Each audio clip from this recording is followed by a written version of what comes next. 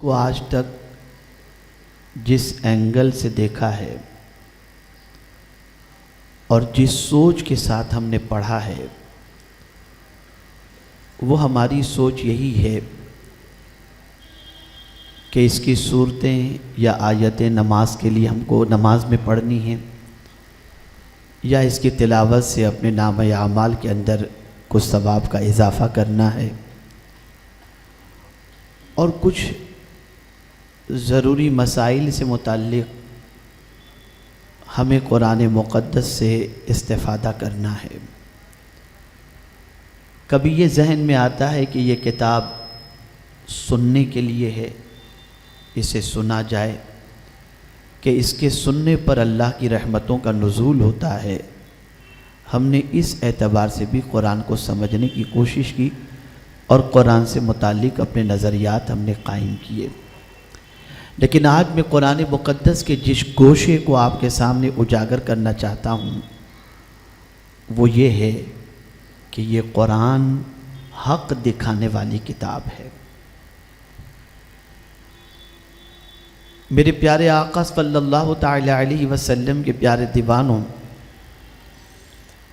آج modern technology کا دور ہے، سائنس کا دور ہے، اور ہم بہت سارے انسٹرومنٹ کے ذریعے بہت ساری چیزیں دیکھتے ہیں، لیکن پھر بھی اس کی گہرائی تک نہیں پہنچ سکتے، اس کی حقیقت تک نہیں پہنچ سکتے۔ لیکن اگر اسلاف کی زندگی کا جائزہ لیا جائے تو اللہ اکبر، ان کے پاس وہ کون سی چیز تھی جس کی وجہ سے ان کے سامنے حق اور باطل نمایاں طور پر ظاہر ہو جاتا۔ وہ حق کو بھی دیکھ لیا کرتے تھے، باطل کو بھی دیکھ لیا کرتے تھے، سچ کو بھی دیکھ لیا کرتے تھے، جھوٹ کو بھی دیکھ لیا کرتے تھے، زمین کو بھی دیکھ لیتے تھے، زمین کے اندر کا معاملہ بھی دیکھ لیتے تھے۔ وجہ سب سے بڑی یہ تھی کہ وہ جو کچھ دیکھتے تھے وہ قرآن جو دکھاتا تھا وہی دیکھا کرتے تھے۔ ان کا تعلق بالقرآن بڑا اسٹرانگ تھا۔ میں آپ کو بتاؤں، قرآن نے جا بجا دیکھنے کے حوالے سے ہمیں فرمایا، اور یہ قرآن سب کو دکھاتا ہے، جو اس کے ماننے والے ہیں اسے بھی دکھاتا ہے، جو اس کے ماننے والے نہیں ہیں اسے بھی دکھاتا ہے، اور پھر ہر ایک کا اسٹیٹس جدا جدا ہے۔ کسی کو کچھ دکھاتا ہے، کسی کو بہت کچھ دکھا دیتا ہے، اور کسی خاص الخاص کو اپنا جلوہ دکھا دیا کرتا ہے۔ یہ ہے قرآن کی شان۔ اگر ہم یہ تصور کریں رسول گرامی وقار صلی اللہ علیہ وسلم کے سفر معراج سے متعلق اور قرآن کی روشنی میں اگر غور کریں کہ یہ آخر اتنا لمبا سفر مکہ سے لامکان تک کا پروردگار نے حضور کو کیوں طے کروایا، یہ سفر کرانے کا ریزن کیا تھا، تو قرآن نے اس کو واضح لفظوں میں فرمایا، سبحان الذی اسری بعبدہ لیلا من المسجد الحرام الى المسجد الاقصى الذی بارکنا حولہ لنریہ من آیاتنا۔ اس سفر کا ریزن قرآن نے بیان کیا کہ ہم نے یہ سفر اس لیے کرایا تاکہ ہم اپنی نشانیاں دکھائیں۔ یہ کمپلیٹ سفر حضور صلی اللہ علیہ وسلم کا اللہ کی نشانیوں کو دکھانے کا سفر تھا، اور ظاہر سی بات ہے کہ حضور سارے انسانوں میں افضل و اعلیٰ، سارے نبیوں میں افضل و اعلیٰ، تو پروردگار نے اپنی نشانیاں بھی دکھا دی اور اپنا جلوہ بھی حضور کو دکھا دیا۔ تو یہ سفر بھی دکھانے کا تھا، اور حیرت کی بات ہے کہ قرآن جا بجا ہمیں دیکھنے کی تاکید کرتا ہے، جا بجا دیکھنے کی تعلیم دیتا ہے، یہاں تک کہ پروردگار جل جلالہ اونٹ کے حوالے سے فرماتا ہے افلا ینظرون الی الابل کیف خلقت، آسمان کے حوالے سے فرماتا ہے وإلی السماء کیف رفعت، پہاڑ کے حوالے سے فرماتا ہے وإلی الجبال کیف نصبت، زمین کے بھی حوالے سے فرماتا ہے آپ قرآن کو دیکھیں، قرآن دکھاتا ہے کہ ذرا تم دیکھو، اونٹ کو دیکھو اور اونٹ پیدا کرنے والے کو یاد کرو، پہاڑ کو دیکھو اور اس طاقتور پہاڑ کو نصب کرنے والے پروردگار جل جلالہ کو یاد کرو، زمین کو دیکھو اور پھر یہ سوچو کہ یہ زمین کس نے بچھائی ہے، تو زمین کو دیکھنے کے بعد اس زمین بچھانے والے کو یاد کرو۔ ان سب چیزوں کو دیکھنے کا حکم ہے ہمیں، ان ساری چیزوں پر غور کرنے کا حکم ہے۔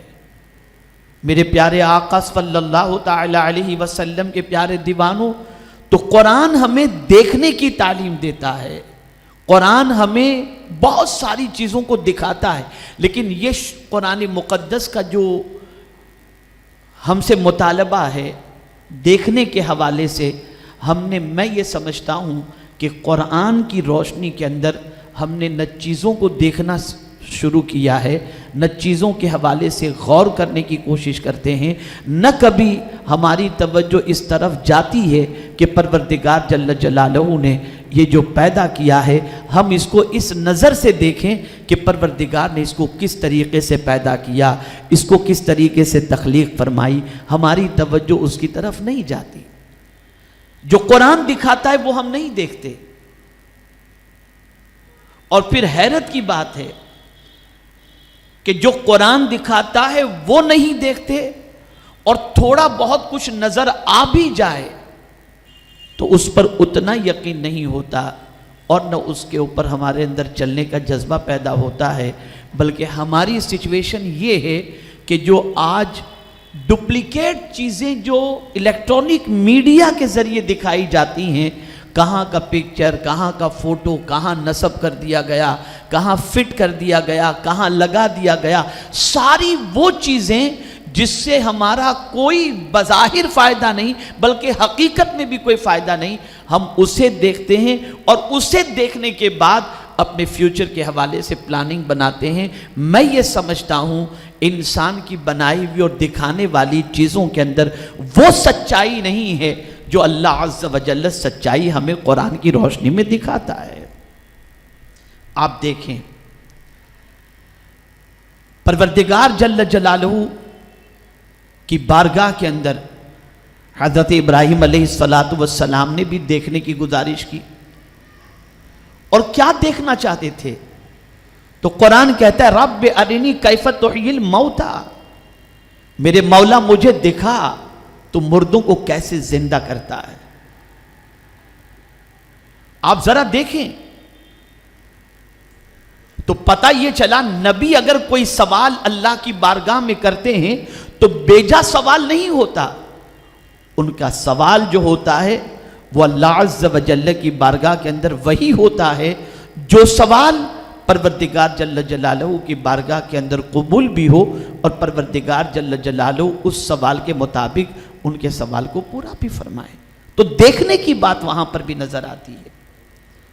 اب آپ دیکھیں حضرت موسیٰ کلیم اللہ علیہ السلام نے بھی تو بارگاہ رب العزت میں دیکھنے کی تمنا کی تھی۔ یہ دیکھنے کی تمنا پیدا کہاں سے ہوئی؟ جب انہوں نے اللہ کی نشانیوں کو دیکھا اور جب اس پر غور کیا تب جا کر خدا کے جلوے دیکھنے کی تمنا پیدا ہوئی۔ آج ہماری پوزیشن کیا ہے؟ ہم اللہ کی زمین کو، اللہ کی نشانیوں کو دیکھ کر کبھی یہ غور نہیں کرتے کہ یہ نشانیاں ہیں، یہ سب کا خالق اللہ ہے۔ ہماری توجہ اس طرف نہیں جاتی اور نہ ہم اسے اس اینگل سے دیکھنے کی کوشش کرتے ہیں۔ حضور مفکر اسلام جلوہ فرما ہیں، مجھے یاد ہے کہ مانچسٹر سے اسکاٹ لینڈ میں حضور مفکر اسلام کے ساتھ کم و بیش 12-15 سال پہلے سفر کر رہا تھا، اور اس وقت کار جو ہے وہ پہاڑوں سے گزر رہی تھی، کافی ہریالی، گرینری کافی تھی۔ جب ادھر سے گزر رہے تھے تو حضور مفکر اسلام باہر ہریالی کو دیکھ رہے تھے، پہاڑ کو دیکھ رہے تھے، جھگ جھاگ کو دیکھ رہے تھے۔ یہ ساری چیزوں کو دیکھنے کے بعد مجھ سے حضور مفکر اسلام نے فرمایا، مولانا یہ منظر جو ہے نا، اس کے بڑے شوقین تھے حضور مفتی اعظم ہند علیہ رحمت و رضوان۔ حضور مفتی اعظم ہند علیہ رحمہ کو یہ مناظر بڑے اچھے لگا کرتے تھے۔ تو مجھے آج یہ چیز محسوس ہو رہی ہے، جب میں اس ٹاپک پر پڑھ رہا تھا تو مجھے یہ محسوس ہوا کہ یہ ساری چیزیں انہیں اچھی کیوں لگ رہی تھی، اس لیے کہ وہ ان چیزوں کے ذریعے خدا کی تخلیق پر غور کر رہے تھے کہ کتنا عظیم خالق ہے کہ اس طرح سے اس نے پیدا فرمایا ہے. اور پھر یہ ساری شے اللہ کی تسبیح کرتی ہے. وَإِن مِّن شَيْءٍ إِلَّا يُسَبِّحُ بِحَمْدِهِ، ہر چیز اللہ کی تسبیح کرتی ہے، حمد بیان کرتی ہے. اللہ والوں کی زندگی دیکھیں، پہاڑ پر، جنگلوں کے اندر، بیابان کے اندر، ریگستان کے اندر وہ اپنی زندگی کے لمحات گزارتے. وہ ساری چیزوں کو یاد الہی میں مصروف محسوس بھی کرتے، دیکھتے بھی تھے، اور ان نشانیوں پر غور کر کے اللہ عز و جل کی یاد میں لگ جایا کرتے تھے. آگے آپ سمجھیں پروردگار جل جلالہ نے کہاں کہاں دیکھنے کا حکم دیا. پانی کے بغیر ہم زندہ نہیں رہ سکتے. ہر چیز کی تخلیق کے لیے اللہ نے پانی کو بنایا. میرے پیارے آقا صلی اللہ تعالی علیہ وسلم کے پیارے دیوانوں، پانی کے بغیر کسی چیز میں حیات نہیں ہے، لیکن میرے کریم نے وہاں بھی دیکھنے کا حکم دیا. افرأیتم الماء الذی تشربون، کیا جو تم پانی پیتے اس میں تم نے دیکھا، غور کیا؟ اانتم انزلتموہ من المزن ام نحن المنزلون، کیا یہ پانی آسمان سے تم نے برسایا یا ہم نے برسایا؟ آپ ذرا سوچو کہ پانی کو بھی دیکھنے کا اللہ نے حکم دیا، اس لیے کہ جب تم پانی کو دیکھو گے تو پانی پیدا کرنے والے رب کی طرف تمہاری توجہ جائے گی. اور اسی لیے حضور صلی اللہ علیہ وسلم نے ارشاد فرمایا، پانی پینے سے پہلے بسم اللہ شریف پڑھو اور پینے کے بعد الحمدللہ پڑھو. اور پانی دیکھ کر کے پینا یہ میرے نبی کی سنت ہے، اور ہر پانی کی الگ الگ خاصیت ہے. حضور صلی اللہ علیہ وسلم نے فرمایا، جو آب زمزم میں دیکھے اللہ اس کے دل کو نفاق سے پاک فرما دیتا ہے. یہ پانی کی خصوصیت. اور اعلیٰ حضرت عظیم البرکت امام عشق و محبت نے پانی کی تحقیق کی، اور پانی کی قسمیں جب بیان فرمائیں تو عقل دنگ رہ جاتی ہے کہ کسی سائنٹسٹ نے اور کسی بہت زیادہ ہائیلی کوالیفائڈ اور ریسرچ اسکالر نے پانی کے سلسلے میں اتنی قسموں کا تذکرہ نہیں کیا ہوگا جتنا ایک مرد قلندر قرآن و حدیث کے اندر ڈوبا ہوا اللہ کا برگزیدہ بندہ عالم دین مجدد وقت نے پانی کی اتنی قسمیں انہوں نے بیان فرمائی. یہ ان کے پاس معرفت کہاں سے نصیب ہوئی؟ یہ قرآن کی برکت تھی. وہ جو قرآن نے کہا کہ تم پانی کو نہیں دیکھتے، جو پیتے اس کو نہیں دیکھتے. اب بینیفٹ دیکھیں اس کا، اس پانی کو دیکھ کر کے پینے کا بینیفٹ دیکھیں. اللہ نہ کرے اس میں کوئی ایسی چیز ہے جو کچرا ہے، یا کوئی کیڑا ہے، یا کوئی موذی چیز ہے، کوئی نقصان دہ چیز ہے. اگر تم دیکھ کر کے پیو گے تو تم اس پانی کو پینے سے پہلے جب دیکھو گے اس میں کوئی ایسی چیز ہوگی تو اپنے آپ کو بچا لو گے، اور جب تم بچا لو گے تو تم کو یہ پانی سے فائدہ ضرور میسر ہوگا. اسی طریقے سے کھیتی کے حوالے سے فرمایا، آگ کے حوالے سے فرمایا. آپ جانتے ہیں افرأیتم ما تحرثون، جو تم کھیتی کرتے ہو کیا تم نے دیکھا؟ انتم تزرع، پی رہے ہو، ذرا اس میں غور کرو، دیکھو. لیکن میرے پیارے آقا صلی اللہ تعالی علیہ وسلم کے پیارے دیوانوں، ہم نے کسی چیز میں غور کرنا کسی چیز پر غور کرنے کی ہم نے کوشش نہیں کی، نہ دیکھنے کی ہم نے کوشش کی. اسی طریقے سے آپ دیکھیں کہ پروردگار جل جلالہ بہت ساری چیزیں انسان کو دکھاتا ہے، بہت ساری اپنی نشانیاں دکھاتا ہے، اور دکھانے کے ساتھ ساتھ صرف اشیاء کے اندر نہیں، خود انسان کو اپنی وجود کے اندر، اپنی ذات کے اندر اللہ اپنی نشانیوں کے حوالے سے دیکھنے کی تاکید فرماتا ہے. سنریہم آیاتنا فی الآفاق وفی انفسہم. اب یہ کیوں ہے؟ ہم ان کو دکھائیں گے، ضرور دکھائیں گے، ان قریب دکھائیں گے. اپنی نشانیاں کہاں دکھائیں گے؟ آسمان میں اور ان کی ذات میں. اور یہ دکھانے کا ریزن بھی بتا دیا، حتی یتبین لہم انہم الحق او کما قال، تاکہ ان کے سامنے حق روشن ہو جائے، حق واضح ہو جائے۔ آپ اپنے اسٹرکچر کو دیکھو، ایک وجود کو اپنے دیکھو۔ میں صرف یہاں پر ایک چھوٹی سی بات کہوں گا، شاید آپ کی سمجھ میں بات اچھی طریقے سے آ جائے گی۔ آپ دیکھیں، ہمیں اپنے وجود میں صرف دیکھنا ہے نا، تو صرف ایک چیز دیکھیں، آنکھ کو دیکھیں۔ اب ذرا غور کرو کہ دنیا میں جتنی بھی روشنی کی چیزیں بنتی ہیں، ٹیوب لائٹ ہے، ہائیلوجن ہے، بلب ہے، ٹارچ لائٹ ہے، ساری چیزیں ہیں، ان سب کی سچویشن یہ ہے کہ وہ بیٹری کے ذریعے، سولار سسٹم کے ذریعے وہ چلتی ہیں، اور جہاں یہ سسٹم نہیں ہوتی وہاں یہ نہیں چلتی، یا بلب اڑ جاتا ہے، ٹیوب لائٹ ختم ہو جاتی ہے، اور ہم دیکھتے ہیں کہ کسی کی میعاد 1 سال، کسی کی میعاد 2 سال، کسی کی میعاد 3 سال۔ ایک مجھے آج واٹس ایپ پر میسیج آیا، اور بڑا پیارا میسیج آیا۔ ایک بوڑھے شخص نے ایک مطالبہ کیا ہے انڈین گورنمنٹ سے کہ آپ کو اگر بلیک منی کا ٹینشن ہے کہ انڈیا کے اندر بلیک منی جو ہے اس کو ختم کیا جائے، تو آپ ایک کام کریں کہ ایک اپنا کریکشن یہ کر لیجئے کہ جو بھی نئی نوٹ پرنٹ کریں اس میں ایکسپائری ڈیٹ بھی لکھ دیں۔ خیر یہ تو ایک میں برسبیل تذکرہ آپ کے سامنے پیش کر دیا، لیکن آپ دیکھیں میڈیسین کے حوالے سے بھی ایکسپائری ڈیٹ ہوتی ہے۔ آپ موبائل خریدتے ہیں، اس کے اندر گارنٹی آپ کو ملتی ہے کہ اتنے ٹائم کے اندر آپ آئیں گے تو چینج کر کے دیں گے، ادروائز نہیں کر سکتے۔ ٹیوب لائٹ، بلب، ان ساری چیزوں کو آپ دیکھیں، اس کی ایک میعاد ہے، اس کا ایک لمٹ ہے، اس کی ایک لمٹ ہے، اور اسی پیریڈ کے اندر اس کو بدلنا ہوتا ہے، یا وہ ختم ہو جاتی ہے یا خراب ہو جاتی ہے، اس کے علاوہ نہیں۔ کتنی میکسیمم 2-3 سال، 4 سال، 5 سال، 10 سال۔ سب کے لیے کنیکشن کی ضرورت، بغیر اس کے بلب روشنی نہیں دے سکتا۔ اے میرے کریم، تیرے کرم پر قربان کہ ہمیں بظاہر کوئی کنیکشن نظر نہیں آتا، لیکن جب سے تو نے بلب ہماری آنکھوں میں لگا دیا ہے تب سے یہ روشن ہے، اور جب تک تو چاہے گا تب تک یہ روشن رہے گا۔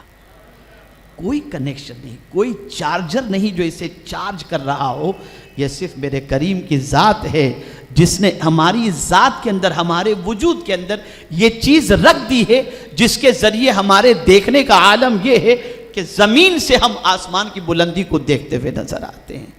کون ہے اس؟ کبھی ہم نے غور کیا کہ یہ آنکھ کس نے عطا کی؟ کبھی غور کیا؟ بس اب میں اپنی گفتگو کو سمیٹنے کی کوشش کرتا ہوں، اور آخری بات آپ کے سامنے عرض کرتا ہوں۔ عرض یہ کر رہا تھا، سب کو قرآن دکھاتا ہے، سب کو۔ اب آج مجھے جو آپ دانشوروں کے سامنے بات کرنی ہے وہ یہ ہے کہ قرآن صرف ھدی للمتقین ہی نہیں ہے، ھدی للناس بھی ہے۔ یہ متقیوں کے لیے بھی ہدایت کی کتاب ہے، اور لوگوں کے لیے بھی ہدایت کی کتاب ہے۔ اور کبھی ایسا بھی ہوتا ہے کہ قرآن جو ہے وہ کافروں کو بھی دکھاتا ہے، صرف مومنوں کو نہیں۔ اسی لیے قرآن نے کہا اولم یری الذین کفروا ان السماوات والارض، کیا کافروں نے نہیں دیکھا کہ آسمان اور زمین ملے ہوئے تھے؟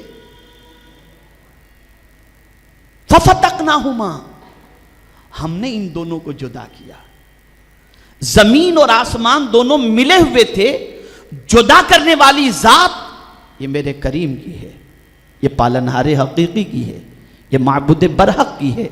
اور یہاں سے یہ بات سمجھ میں آ گئی کہ دانشور طبقہ جو بھی ریسرچ کرے گا، اور جب ریسرچ کرے گا تو یہ نہیں کہ مسلمان ہی ریسرچ کرے گا تو اسے سب کچھ نظر آئے گا، اگر کافر بھی ریسرچ کرے گا تو مولا اس کو بھی اپنی نشانیاں دکھائے گا۔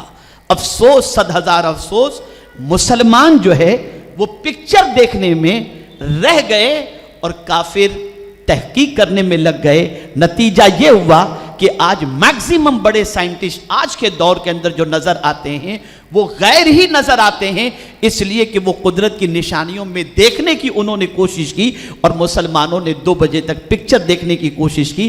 اس لیے گزشتہ 1 صدی کے اندر اور ماضی قریب کے اندر کوئی ایسا سائنٹسٹ نظر نہیں آتا، ورنہ اگر آپ ماضی میں چلے جائیں، صدیوں پیچھے چلے جائیں، تو سارے سائنٹسٹ آپ کو مسلمان نظر آتے تھے۔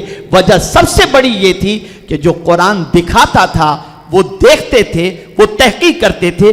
آج بھی اگر مسلمان قرآن کے ذریعے اللہ کی نشانیوں کو دیکھنا شروع کرے تو اللہ ایمان کی برکت سے اور محنت کی برکت سے بہت ساری چیزیں اس کے سامنے اجاگر کر سکتا ہے۔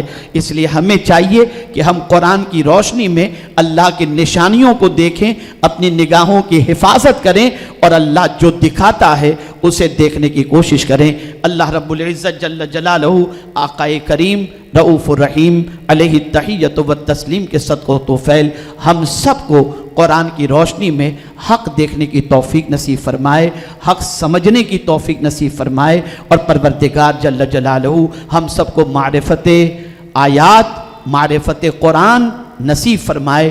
وما علینا الا البلاغ المبین۔ السلام علیکم ورحمۃ اللہ وبرکاتہ۔